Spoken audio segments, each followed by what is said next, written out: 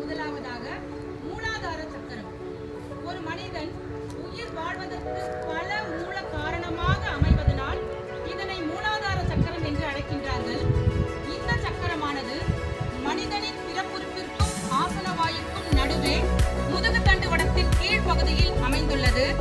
பார்ப்பதற்கு 4 இதழ்களை கொண்ட தாமரை போன்று காட்சியளிக்கின்றது. சிகப்பு நிறத்தில் தோற்றம் அளிக்கின்றது.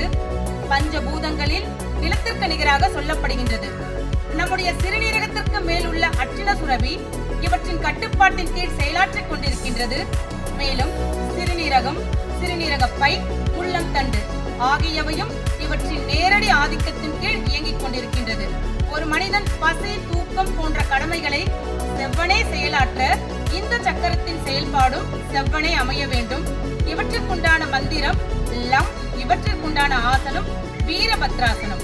வலது கால் 2 அடி தூரம், வலது கால் 90 டிகிரி, கை ரெண்டும் தோள்பட்டுக்கு இணையாக முழுமையாக வலது பக்கம் திரும்பி இருக்கும். அப்படி கைகளை நமஸ்காரத்து கொண்டு போயிருக்கும். பார்வை கைகளுக்கு இடையிலே மனசுக்குள்ளே மந்திரம் லம் லம் லம் லம் லம் லம் லம் லம் lam lam lam lam lam lam lam lam lam lam lam